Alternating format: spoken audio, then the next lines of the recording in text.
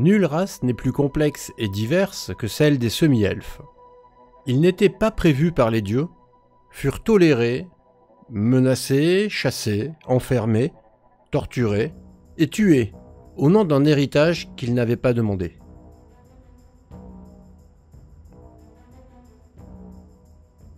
Puisqu'il faut enfoncer les portes ouvertes, les semi-elfes sont des hybrides issus de l'union d'un elfe et d'un humain.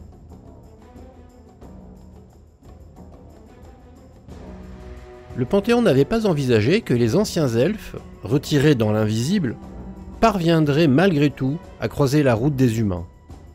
Parfois par accident, parfois à dessein, et que les deux races seraient compatibles. Avec le recul, il est à supposer que Naozi, lors de leur conception, avait prévu cette possibilité. Car c'est aujourd'hui grâce à eux que les féeriques reviennent en force. Mais c'est un sujet que nous aborderons plus tard. Bien que peu de gens le sachent, historiquement, les premiers semi-elfes ordinaires apparurent aux environs de 600 après la création, dans les profondeurs de la Terre. Appelés les Elcari, ces semi-elfes ont tous un ancêtre commun, Elcars. Celui-ci serait, selon leur légende, le seul elfe ancien à avoir échappé à la colère des dieux en s'enfonçant si profond dans la terre qu'il disparut à leur regard. Dans la mythologie des Elcari, leur ancêtre est ainsi resté des centaines d'années dans la plus complète des solitudes, survivant par tous les moyens au danger des profondeurs. Et son exil aurait pris fin en tombant par accident sur une entrée vers Sombre Terre, le domaine divin enfoui d'Eranicus, dont l'elfe comprit les avantages qu'il pourrait en tirer. Même si l'endroit n'était pas le plus connecté à la surface, Elcar se contenta de ses rares visiteurs pour s'informer et profita même de certains d'entre eux pour avoir une descendance, obsédé qu'il était par l'envie de rompre sa solitude. Ainsi naquirent les Elcari. Pendant un certain temps, leur présence fut ignorée, mais leur puissance et leur nombre grandissant finirent par attirer l'attention du maître des lieux, Eranicus. La puissance de la mort pouvait évidemment balayer les importuns d'un revers de la main, mais il les considéra autrement. Ils étaient forts, ils étaient résistants aux radiations de Sombre Terre, bien que vivant à sa frontière, et Eranicus commençait à avoir des problèmes pour protéger son territoire contre les créatures souterraines, notamment les nains, toujours avides des ressources rares qui s'y trouvent. Aussi conclut-il un pacte avec Elcars. Il lui proposa sa protection et l'autorisation de vivre en marge de Sombre Terre sous deux conditions. En interdire l'accès et ne jamais retourner à la surface, ce que les enfants d'Elcars s'efforcent d'appliquer depuis lors. Ces semi-elfes-là sont toutefois en marge des communautés ordinaires de semi-elfes, isolés et incapables de quitter leur environnement. Mais leur apparition fut perçue comme un signal par les races dérivées des elfes anciens, les Cides, féeriques, et les incubes diaboliques. De ce moment, certains de leurs représentants planifièrent alors leur propre reproduction avec des humains. Aux solitaires Elcari s'ajoutèrent ceux qui sont considérés aujourd'hui comme les semi-elfes ordinaires. Pour les féeriques, leurs diverses tentatives les amenèrent à la conclusion suivante: seuls les mâles Cides pouvaient espérer réussir, car aucune gestation d'un semi-elfe par un Cide femelle ne semblait possible, l'enfant ne pouvant pas résister longtemps aux énergies qui balayent l'invisible. Et une femelle Cide ne pouvant vivre 9 mois en dehors de l'invisible sans succomber. En conséquence, des femelles humaines furent fécondées et abandonnées sur Iboréa. À l'issue de leur gestation, elles avaient alors de faibles chances d'accoucher d'un semi-elfe. Nombre de ceux-là périrent ou fuirent les persécutions liées à leur différence physique et à leur longévité extraordinaire. Ceux qui survécurent apprirent à vivre en reclus et trouvèrent parfois refuge dans les bras de leur parenté féerique, devenant des agents zélés au service des cours Cides en échange de leur protection. Pour les diables, le constat fut très similaire. La gestation par les diablesses dans le rêve se soldèrent par la naissance d'êtres difformes et inutiles dans 95% des cas. En revanche, la gestation par une humaine sur Iborea donna des semi-elfes de manière très fréquente, infiniment plus que pour les féeriques. Les cours diaboliques essaimèrent donc des semi-elfes sur Iborea, dans le but de les utiliser ultérieurement. Concrètement, la nature d'un semi-elfe d'origine diabolique et celle d'un semi-elfe d'origine féerique est identique, si bien que tous les semi-elfes ainsi répandus apprirent à s'apprécier comme des égaux, la plupart n'ayant pas connaissance de leur parenté réelle et pouvant être récupérés par un camp comme par l'autre. Mais comme les féeriques paraissaient moins effrayants et attiraient tous les semi-elfes, les diables ralentirent la production d'agents aussi peu redevables. Une quatrième variante de semi-elfes vint s'ajouter aux trois précédentes, quand la reine des nymphes, Mera, l'autre elfe ancienne encore présente sur Iborea, comme Elkars, et qui avait déjà donné naissance à Médione, techniquement le premier des semi-elfes, enfanta à nouveau. Si ces filles devinrent des nymphes à leur tour, les mâles furent systématiquement rejetés sur ordre d'Azarine, hors de son domaine sacré. Ces semi-elfes, appelés les princes orphelins, furent enfermés sur une île isolée et vierge de toute autre espèce intelligente. Si à la base ils ne devaient pas s'en échapper, certains y parvinrent tout de même et rejoignirent les communautés de semi-elfes pour une nouvelle vie.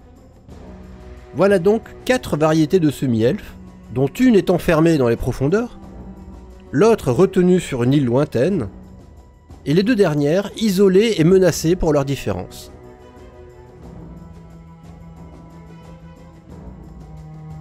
Concrètement, les semi-elfes sont tous des hybrides féeriques. En conséquence, leur longévité est exceptionnelle. On parle de 800 ans pour certains Elcari, mais les âges ordinaires se situent plutôt vers 500 ans. Pendant les 100 premières années de sa vie, un semi-elfe ressemble à un enfant entre 6 et 12 ans, possédant toutefois une maturité surprenante pour une si petite créature. Ils sont alors appelés Vai et considérés comme irresponsables et naïfs par leur père.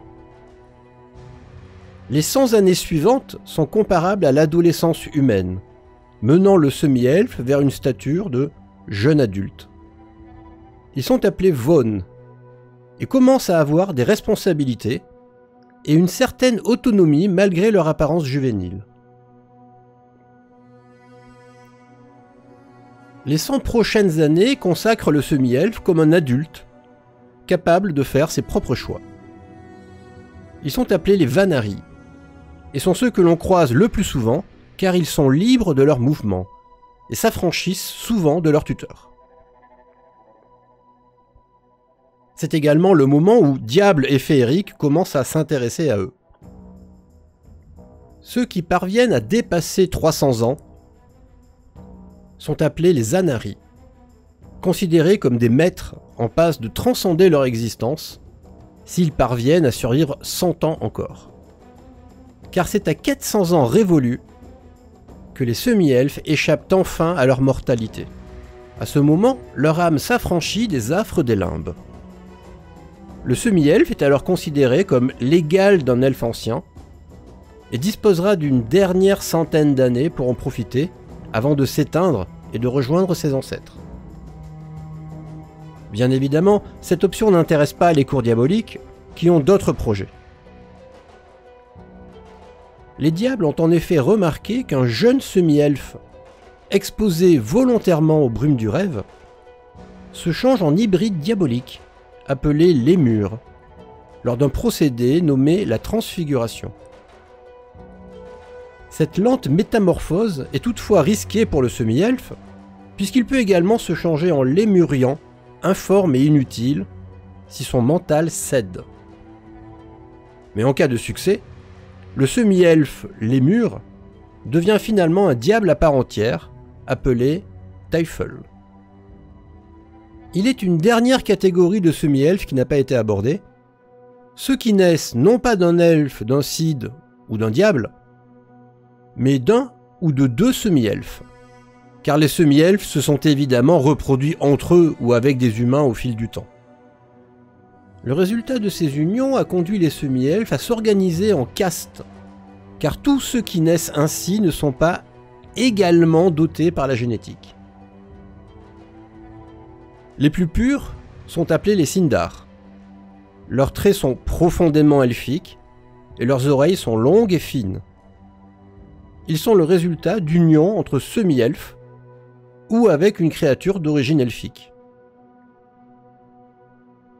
Lorsqu'un Sindar se reproduit avec un être humain, l'enfant qui vient au monde peut posséder quelques caractéristiques elfiques, notamment les oreilles légèrement pointues, mais la majorité de ces traits sont humains, notamment la pilosité. Ils sont appelés des Malganis, ou des sangs clairs. Leur apparence leur permet de passer plus facilement discrets dans les royaumes humains, mais les autres semi-elfes les considèrent comme inférieurs, notamment en raison du fait qu'ils n'auront que peu de chances d'enfanter eux-mêmes des semi-elfes. Car ceux qui ne naissent pas Malganis naissent Maldan, sang perdu. Les Maldan sont des humains, aux traits gracieux et aux oreilles ordinaires, car ils sont tout simplement humains et n'enfanteront que des humains. Ces règles de reproduction concernent tous les semi-elfes, qu'ils soient des Elcari, des princes orphelins, d'origine féerique, diabolique ou véritable.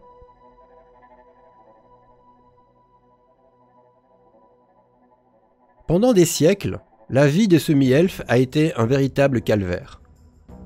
Si l'on accepte les Elcari sous la surface et les princes orphelins enfermés sur leur île, tous les autres ont dû faire face à 3 dangers principaux. Le premier et le plus évident a été le racisme ordinaire dû au décalage entre leur apparence et leur âge. Peu d'humains se sont montrés capables de supporter la présence quotidienne d'un enfant semi-elfe virtuellement plus doué qu'un vétéran humain. De plus, même dans les familles tolérantes, les semi-elfes deviennent adolescents bien après la mort de leur mère biologique, et parfois même après celle de leurs frères et sœurs humains. C'est-à-dire que les plus chanceux se sont fatalement retrouvés seuls et démunis. Le second danger est le fait qu'une pinte de leur sang a le pouvoir de prolonger la vie humaine, conduisant ceux qui le savent et qui n'ont pas de scrupules à les capturer ou à les saigner pour quelques années de vie supplémentaires. Le troisième danger est un dommage collatéral des elfes qui refusèrent l'exil et qui choisirent l'exode, poussant les dieux à concevoir le chasseur d'elfes ultime, la chimère. Ces créatures immortelles ont traqué et dévoré sans pitié tous les elfes qui ne s'étaient pas rendus dans l'invisible, se retrouvant du coup sans nourriture, et se rabattant faute de mieux sur ceux qui s'en rapprochent le plus. Comme les chimères ressemblent à s'y méprendre à un elfe, elles ont décimé plus d'une communauté semi-elfe. Par conséquent, même ceux qui ont survécu à leur naissance et ont trouvé l'accueil providentiel de leurs semblables n'étaient pas hors de danger.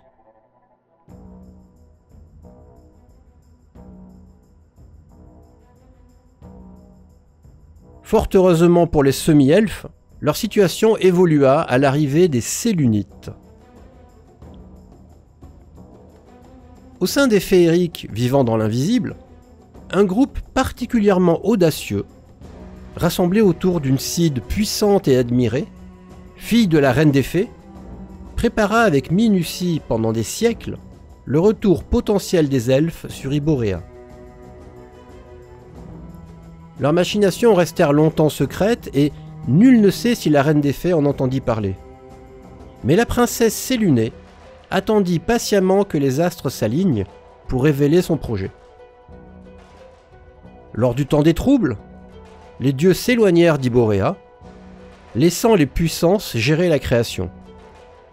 Et après quelques années d'observation, les Sélunites reçurent l'appui officiel de Syl, qui leur ouvrit un passage dans le voile. Malheureusement pour les Cides désireux de redevenir des elfes, Le retour à la normale exigeait qu'ils en aient été autrefois. Or, de nombreux Sith sont nés dans l'invisible. Et seuls les plus anciens ont arpenté le monde de la première création. Eux seuls peuvent espérer inverser le processus en retournant sur leurs anciens territoires. Et leur nombre est si infime que les Sélunites choisirent de miser sur la collaboration des semi-elfes en échange de protection et de conseils. Patiemment, pendant 5 siècles, les Sélunites approchèrent des communautés cachées de semi-elfes et convertirent ceux qui désiraient trouver une vraie place parmi les humains. On raconte même que certains Sith fondèrent volontairement des communautés de descendants semi-elfes en s'assurant de leur fragilité et de leur enclin à adhérer à la proposition. Les Sélunites choisirent des lieux propices à la magie partout sur Iboréa, et les semi-elfes s'y déplacèrent avec discrétion, préparant d'étranges portails loin des yeux humains. Quand l'heure fut venue, ces portails se connectèrent à une étrange et jeune Maltaire, un domaine instable entre l'invisible et Iboréa, maintenu par la volonté de Séluné. En ce plan d'existence se rassemblaient depuis le début du projet les forces sélunites, prêtes à investir les lieux et à les coloniser. Si les Sélunites apparurent alors aux yeux du monde comme des envahisseurs, leur localisation isolée, leur nature discrète et passive, et dans certains cas leur promesse de s'intégrer aux civilisations, convainquirent la plupart des humains de ne pas investir de précieuses ressources dans des guerres incertaines contre ces étrangers somme toute peu dérangeants. En tout cas pour les semi-elfes, les Sélunites s'avérèrent providentiels pour mettre fin à leur misérable existence. Toutefois, il faut retenir que les féeriques ne sont pas tous Sélunites, et qu'il existe dans l'invisible des opinions opposées à leur projet. De même, tous les semi-elfes ne sont pas devenus Sélunites, certains recevant avec méfiance les belles promesses venues de ceux qui les ont autrefois abandonnés, ou simplement trop paranoïaques pour briser leur couverture. De plus, les Sélunites, s'ils accueillent tous les Sindar sans vérifier leur origine, n'ont pas de considération pour les Malganis, trop humains à leur goût, et vraiment aucun regard pour les Maldanes qui ne sont finalement que des humains.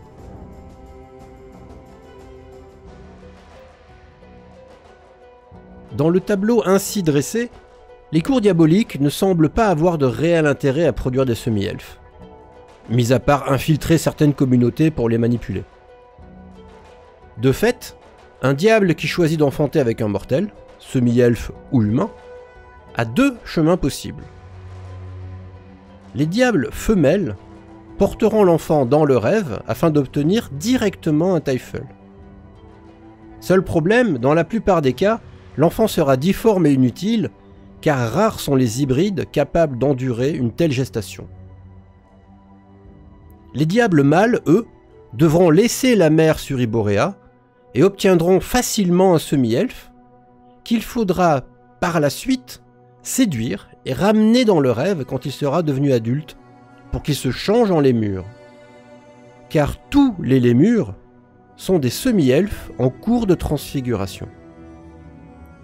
La transfiguration est le procédé qui change les êtres en ce qu'ils sont vraiment.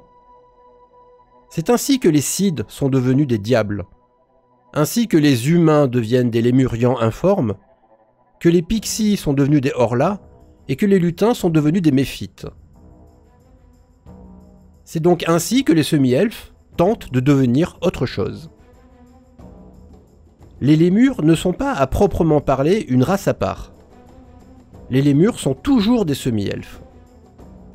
Mais leur enveloppe change lentement à mesure que leur esprit accepte le rêve. Une telle transformation leur demande 4 siècles. Autant de temps pendant lequel l'esprit du lémur peut basculer dans la folie et le changer malgré lui en lémurien, mettant fin à la transfiguration.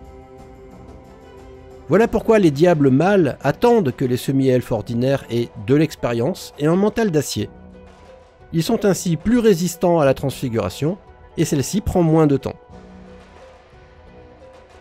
Car une fois ces 400 ans franchis, l'âme d'un semi-elfe devient immortelle, peu importe de quel côté il se trouve. S'il a rejoint les cours diaboliques à ce moment, il deviendra alors un diable à son tour, un Teufel. Pour ainsi dire, les Teufels sont la forme absolue des semi-elfes, tout comme les diables sont la forme absolue des Cides. Toutefois, il existe une forte rivalité entre les Teufels issus d'un diable femelle et qui ont dû servir leur maîtresse pendant 400 ans avant d'être acceptés, et les Teufels issus d'un semi-elfe ordinaire qui arrivent souvent au sein de la famille diabolique alors qu'ils ont 300 ans et qu'ils n'auront enduré qu'un petit siècle de servitude, comme les parvenus qu'ils sont. Ces derniers sont souvent déconsidérés en raison de la vie facile qu'ils ont eue sur Iboréa, ce qui en dit long sur la vie courante d'un Teufel de naissance. Les semi-elfes sont hybrides à bien des égards. Leur âme est donc mortelle pendant les 4 premiers siècles de leur vie, et devient immortelle ensuite. Ceux qui meurent avant sont happés par l'Achéron et rejoignent les limbes. Pendant cette période, ils sont également éligibles à certains effets nécromantiques, peuvent devenir des fantômes ou des spectres par exemple. Passés 4 siècles, ils changent de bord et rejoignent les âmes immortelles. Cela ne veut pas pour autant dire qu'ils ne peuvent pas mourir, cela veut simplement dire que leur âme conserve son intégrité. À l'image des Cides, des diables, des démons majeurs, des célestes et des monstres. Quand toutes ces créatures meurent, leur âme retourne à sa source et reviendra dans une nouvelle enveloppe quand elle se sentira prête. Les célestes et les démons utilisent cette propriété pour revenir rapidement, leur corps physique n'étant qu'une projection matérielle de leur âme. Ainsi reviennent-ils à la vie identiques. Les Cides et les diables ont eux des enveloppes physiques véritables dont la perte est irrémédiable. En conséquence, leur reformation prend du temps et implique souvent le sacrifice d'un serviteur n'ayant pas une âme immortelle. Puis, comme la nature profonde du rêve et de l'invisible est de modifier les corps pour qu'ils s'accordent aux âmes, ceux-ci se reformeront avec le temps à l'identique. Pour les semi-elfes et les Teufels de plus de 400 ans, le procédé est plus semblable à celui des monstres. L'âme revient bien dans un corps nouveau, mais perd dans le procédé la majorité de ses souvenirs et une partie de sa personnalité. Chez les féeriques, les âmes immortelles des semi-elfes se changent simplement en pixies. Chez les diables, les âmes des Teufels retournent dans le rêve et se réfugient dans les fameuses pierres d'âme qui dérivent en géodes dans les brumes tératomorphes. De tels cristaux sont indispensables aux diables femelles pour avoir une infime chance d'enfanter un Teufel. Aussi, lorsqu'elles sont enceintes, en dévorent-elles des quantités astronomiques. Et de fait, autant les pixies sont capables d'avoir des flashs mémoriels d'un passé qui n'est pas le leur, autant les Teufels naturels peuvent aussi se souvenir de nombreuses vies passées.